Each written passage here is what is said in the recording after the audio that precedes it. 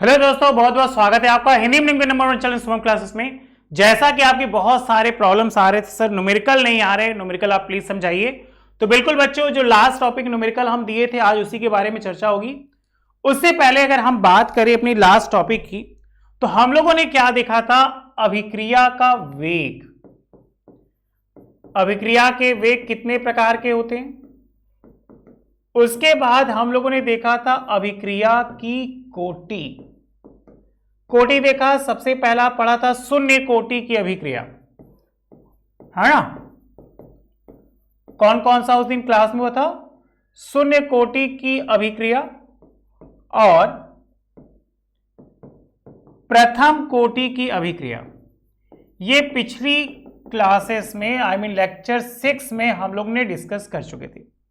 आज की जो टॉपिक है वो कुछ होमवर्क के साथ साथ हम बात करेंगे क्या?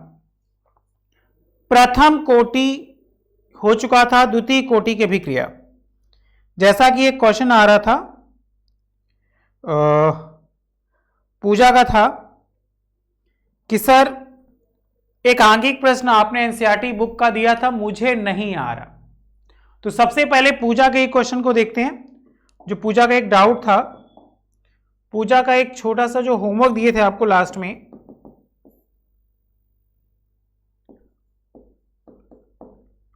हम ले लेते नेक्स्ट पेज पे, थोड़ा सा क्लियर हो जाएगा। क्वेश्चन था आपका, अभिक्रिया A+2B से 3C के लिए किसी क्षण पर C के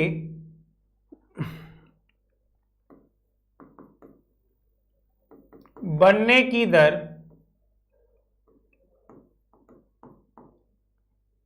10⁻⁻² मोल प्रति लीटर सेकंड है।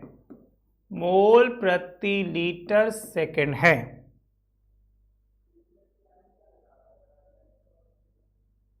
ठीक है?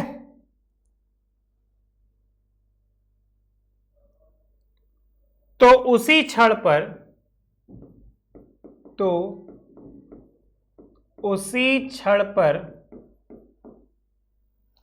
A और B बनने की दर। पूछा बेटा, याद करिए ये क्वेश्चन रिपीटेड था। इस क्वेश्चन को हमने क्लासरूम में सॉल्व भी कराया था, लेकिन फिर भी आपको नहीं आ रहा है तो बस एक छोटा सा ट्रिक आपको बताना चाहते कि जब भी इस टाइप का क्वेश्चन दे तो अपने आप से सॉल्व करिएगा, फॉर्मूला लगा दीजिएगा रस समीकरण मिति द्वारा। आपको सबसे पहले अभिक्रिया लिखनी है। अभिक्रिया क्या थी? A+2B तीर का निशान 3C। तीर के पहले वाले को अभिकारक मतलब रिएक्टेंट, तीर के बाद वाले को प्रोडक्ट मतलब उत्पाद। रिएक्टेंट हमेशा माइनस में रखिए। क्या? Minus dA upon dt। अब चाहो तो dA dt लिखो, चाहो तो डेल्टा A और डेल्टा D लिखो, कोई दिक्कत नहीं। यहां 2 था तो नीचे आ जाएगा 1/2 क्या? dB बटा dt। ये प्लस में नीचे आ जाएगा 1/3 क्या? dC upon dt। इसको बेटा आपको याद रखना होगा कि कैसे अभिकारक और उत्पाद में चीजों को तोड़ेंगे। बताइए, क्या ये लाइन समझ में आई? अब हमसे कह रहे किसी क्षण पर C के बनने की दर इतनी है, तो प्रश्नानुसार C के बनने की दर क्या है भाई? मतलब dC/dt का मान दिया है आपको कितना? 10⁻⁻²। तो A और B के बनने की दर, तो A कितना है? Minus d a upon d t, उसके बराबर कर दो 1/3 d c upon d t. अब इसको चाहिए तो minus d a upon d t बराबर 1/3 इंटू 10⁻⁻²। उसको उधर ले जाओ तो d a upon d t बराबर माइनस, इसका इसमें भाग कर दो 0.33 10⁻², बस है आंसर। उसी तरह क्या कहते, बी के बनने की इधर ये, इसके बराबर कर लो -1/2 dB बटा dt बराबर minus D upon d T, minus से माइनस कैंसिल हो गया, 1/2 ऊपर ले जाओ तो dB बटा dt इक्वल टू 2 इंटू, और इसकी देखो पूरी वैल्यू आप यहां निकाल के रखे हो क्या 0.33, तो 10⁻², तो 0.66 10⁻²। बोले बेटा,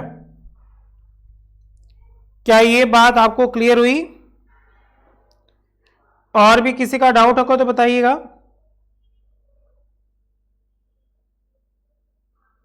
चलिए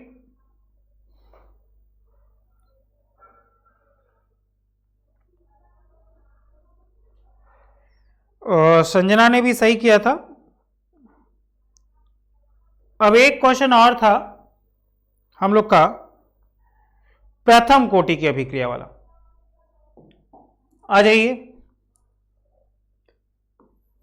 क्या था?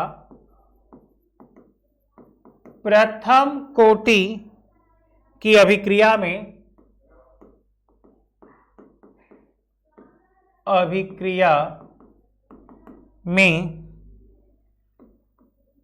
40 सेकंड में एक पदार्थ की सांद्रता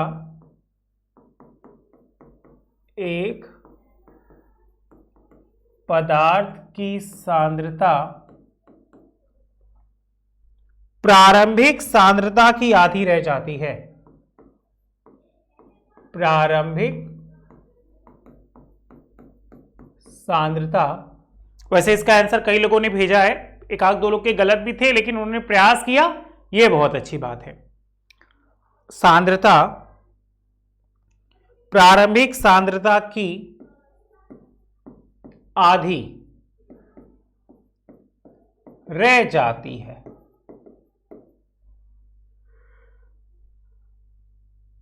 तो इस अभिक्रिया के वेग स्थिरांक की गणना कीजिए। तो इस अभिक्रिया के वेग स्थिरांक की गणना करें। चलिए भाई जल्दी से क्लियर करिए।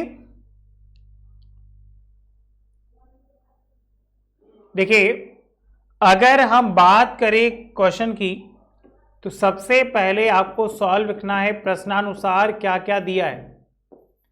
तो हम देख रहे कि अभिक्रिया कौन सी है, प्रथम कोटि की अभिक्रिया है। और प्रथम कोटि की अभिक्रिया में हम लोग ने क्या देखा था कि प्रथम कोटि की अभिक्रिया के लिए अर्धआयु बोला है। तो याद करिए उस दिन फॉर्मूला लिखाए थे, प्रथम कोटि की अभिक्रिया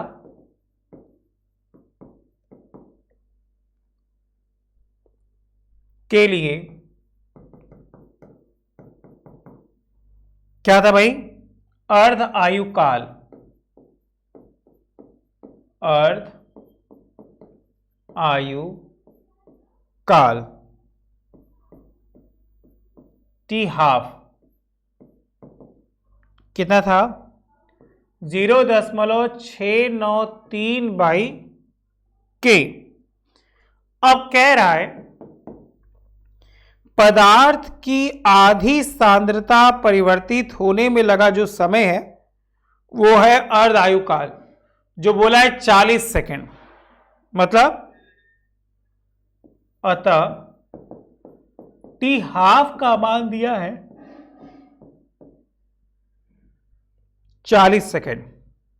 तो मान रख दो इस फॉर्मूले में 40 बराबर 0.693 बाई के, तिरछे गुणा कर दो तो के बराबर हो गया 0.693 बटा 40, भाग दे दो 1.732 गुणे 10 पे घाते -2 सेकेंड इनवर्स।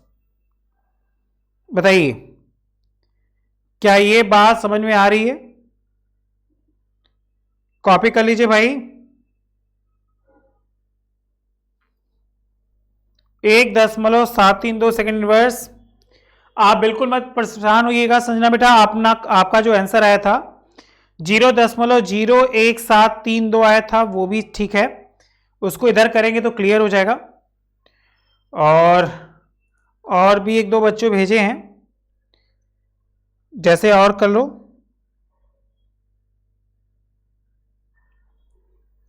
Fast fast.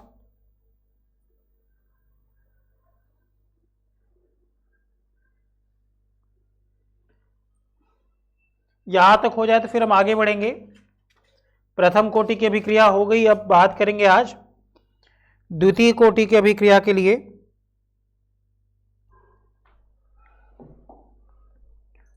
बस बिल्कुल मत घबराइए, ये खत्म ही होने वाला है।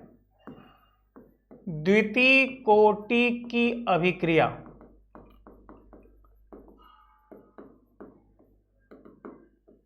क्या भाई? सेकेंड ऑर्डर रिएक्शन, ठीक है।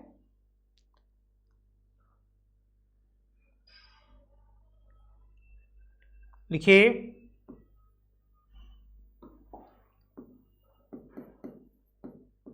शॉर्टकट बता रहे, इनका वेग एक अभिकारक की द्वितीय घात के एक अभिकारक के द्वितीय घात के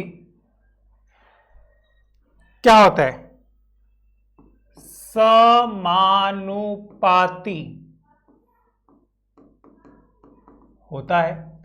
क्वेश्चन बनेगा कि शून्य घात के समानुपाती था तो शून्य कोटि की अभिक्रिया, प्रथम घात के समानुपाती था तो प्रथम कोटि की अभिक्रिया। अब बात हुई क्या? द्वितीय घात के समानुपाती है तो कौन सी? द्वितीय कोटि की अभिक्रिया। या थोड़ा अच्छा से लिखना है तो लिख लीजिएगा, दो भिन्न भिन्न अभिकारकों के दो भिन्न भिन्न अभिकारकों के मोलर सांद्रण के गुणनफल के समानुपाती होता है।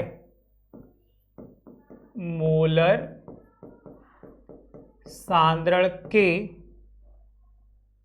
गुणनफल के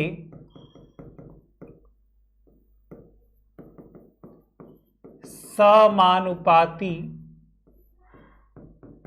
होता है। तो क्या कहलाता है? द्वितीय कोटि की अभिक्रिया कहलाता है। अभिक्रिया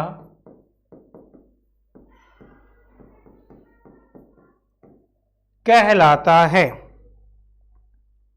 जैसे अब द्वितीय कोटि के लिए क्या हो जाएगा भाई? 2A उत्पाद या यदि dx by dt is proportional a के पावर में क्या? 2,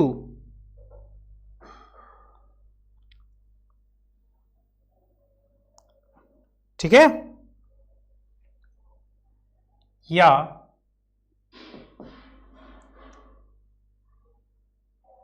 एक छोटा सा फॉर्मूला के स्थिरांक का, k equal to 1/t x by a minus x,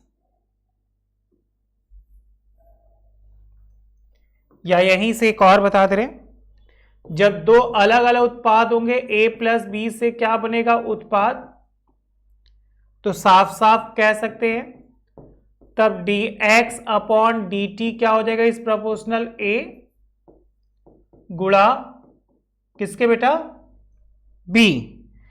तब एक आप फॉर्मूला लगा सकते हैं क्या, बहुत अच्छा, k बराबर 2.303 बटा T A minus B log आधार 10 कर लो बी ए माइनस एक्स पूरे के बटा ए बी माइनस एक्स। बताइए, जहां स्मॉल ए और स्मॉल बी अभिकारक ए और बी के प्रारंभिक सांद्रण हैं, ठीक है। अगर हम इसके कुछ उदाहरण की बात करें तो एक तो ये याद कर लीजिएगा, ओजोन वाला 2O3 से क्रिया करके क्या बना भाई 3O3, या तो याद कर लीजिए क्या एस्टर का अपक्षयन, मतलब CH3COOC2H5 क्या हो गया भाई NaOH CH3COONA और C2H5, ये थी हमारी द्वितीय कोटि की अभिक्रिया। जल्दी से कॉपी करिए, अगर कोई डाउट है तो बताइएगा मुझे। द्वितीय कोटि की अभिक्रिया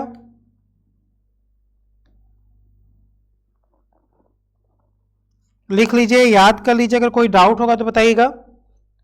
और यहीं पे अगर बोला है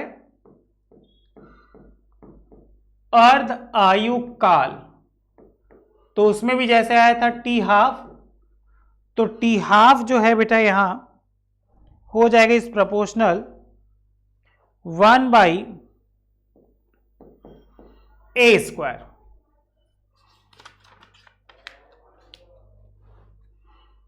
ठीक है, जल्दी कॉपी कर लीजिए।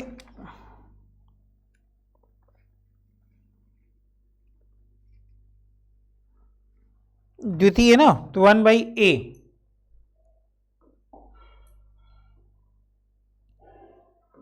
ये कॉपी कर लीजिए। तो आइए चला जाए तृतीय कोटि की अभिक्रिया। इस तरह प्रथम कोटि, द्वितीय कोटि, तृतीय कोटि हम लोग का तीनों हो जाएगा।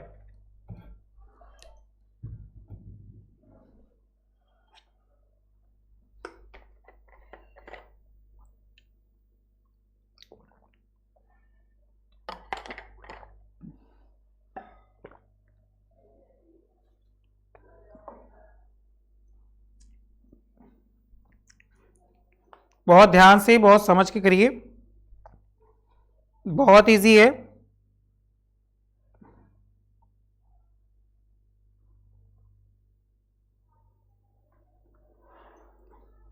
चलिए एक और बचा है, फटाक से कर लेते। क्या तृतीय कोटि की अभिक्रिया, तृतीय कोटि की अभिक्रिया मतलब थर्ड ऑर्डर रिएक्शन। क्या भाई, जिनका वेग अभिकारकों के, जिनका वेग अभिकारकों के क्या हो, 3 अणुओं के सांद्रण के रूप में व्यक्त किया जाता हो, 3 अणुओं के सांद्रण के रूप में व्यक्त किया जाता हो,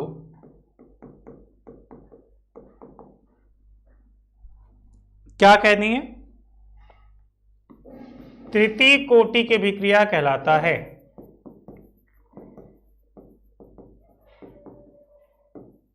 अभिक्रिया कहलाता है।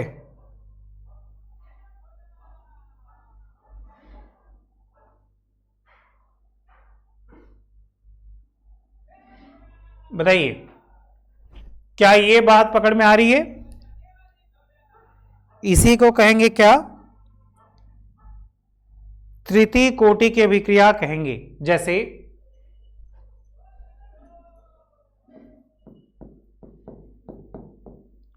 3A से बना क्या? उत्पाद। यदि dx upon dt is proportional, अब तो एक दो कॉपी चल रहा है 1 की पावर 3, तो k equal to 1/t x 2a minus x बटा 2a square a minus to the power whole square, जहां a मोल प्रति लीटर अभिकारक का सांद्रण है,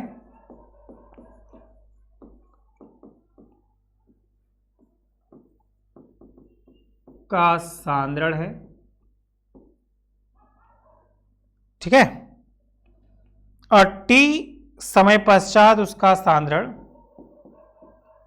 t समय पश्चात उसका सांद्रण a माइनस एक्स है। बताइए, तो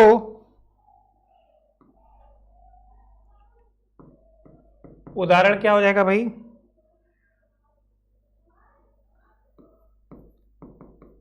टू ए प्लस बी से उत्पाद या a प्लस बी प्लस सी से क्या उत्पाद, ये दोनों तुम्हारे हो जाएंगे क्या? तृतीय कोटि की अभिक्रिया। बताइए, और यहीं पे बोलेगा तृतीय कोटि की अभिक्रिया का अर्धायु। अब बच्चा अर्धायु के लिए हम क्या ले लेंगे? T half. बताइए, तो टी हाफ क्या हो जाएगा? Is proportional 1/2।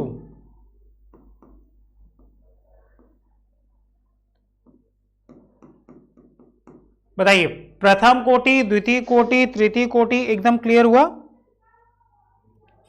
अगर आपके कोई भी डाउट है तो जरूर बताइए मुझे। एक सवाल ये भी होगा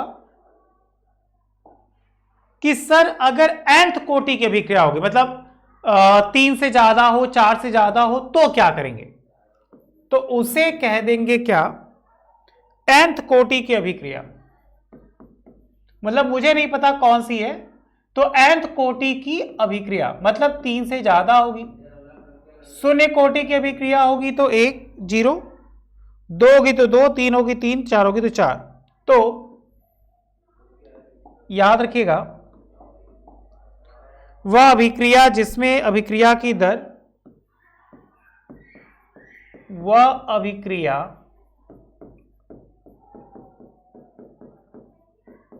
जिसमें अभिक्रिया की दर क्या हो? K बराबर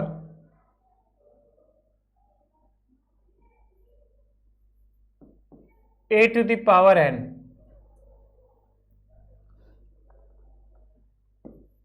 तो nth कोटि की अभिक्रिया के लिए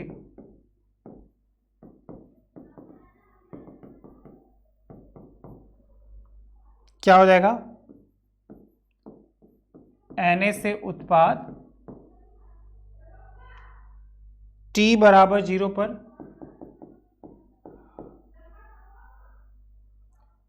A 0,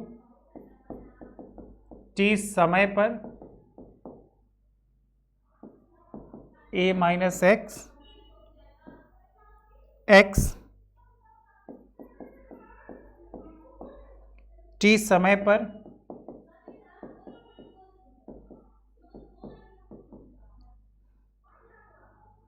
अभिक्रिया की दर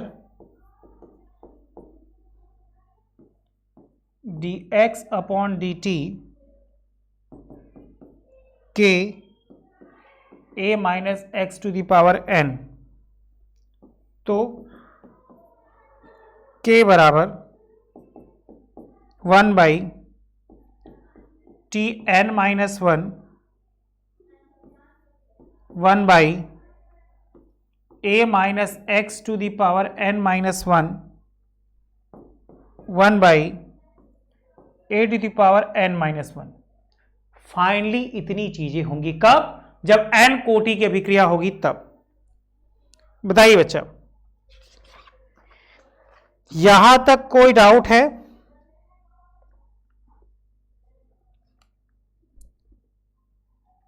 यहां तक कोई डाउट है तो बताइए। ये चीजें अच्छे से आ गई तो बताइए। ठीक है, एकदम ध्यान से देख लीजिए। अगर कोई डाउट है तो शून्य कोटि की अभिक्रिया, प्रथम कोटि की अभिक्रिया, द्वितीय कोटि की अभिक्रिया और nth कोटि की अभिक्रिया। अगर नहीं तो एक क्वेश्चन दे, क्वेश्चन को करेंगे। इस तरह प्रैक्टिस होता रहेगा और हम लोग को चीजें आती रहेंगी। ठीक है, वरना फिर आप नहीं करेंगे तो भूल जाएंगे आप।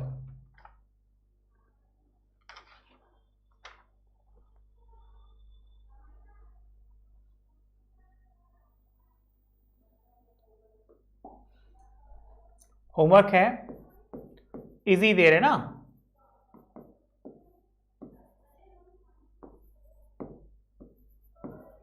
प्रथम कोटि की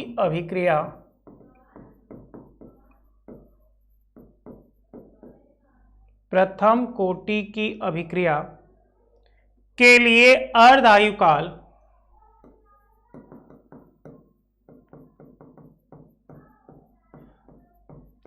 अर्ध आयुकाल 69.3 सेकेंड है।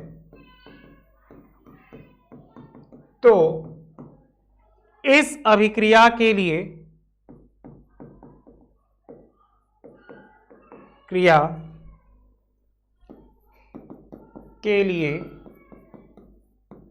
वेग स्थिरांक बताइए।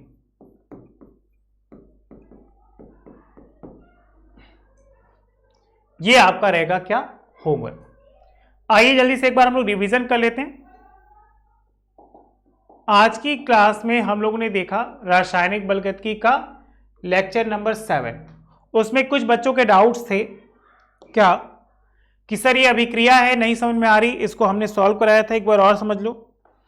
इसमें कोई डाउट है तो बताओ। इसको पूजा ने बताया था कि सर नहीं आ रहा है मुझे। अब बाकी एक दो बच्चों का भी कंप्लेन आया था, सर एक बार और समझा दीजिएगा लाइव क्लास में। उसके बाद प्रथम कोटि की अभिक्रिया में 40 सेकंड में एक पदार्थ की सांद्रता इतनी है, जो आधी रह जाएगी उसका आंसर देखिए ये आया था। अब चाहो तो ऐसे कर ले, या ये 10 पे घाते नहीं लीजिए तो आएगा क्या 0.01732, जो कि आया था संजना का, वो भी सही था। उसके बाद ये एक और है, आज की टॉपिक थी द्वितीय कोटि की अभिक्रिया। द्वितीय कोटि की अभिक्रिया के लिए द्वितीय घात के समानुपाती होता है। देख लीजिए, समझ लीजिए। अगर कोई डाउट है तो बताइए मुझे। सबसे बड़ी बात होती है फॉर्मूला याद करने के लिए। फॉर्मूला हम कैसे याद करेंगे, अगर समझेंगे तो अच्छे से याद हो जाएगा। तृतीय कोटि की अभिक्रिया और nth कोटि की अभिक्रिया देख लीजिए सब, और ये रहा आपका होमवर्क। ठीक, आज के लिए इतना ही। Thank you so much, bye. घर पर रहिए, स्वस्थ रहिए, मस्त रहिए। अगर कोई डाउट है तो मुझे जरूर बताइए। ओके, चलो बाय बाय।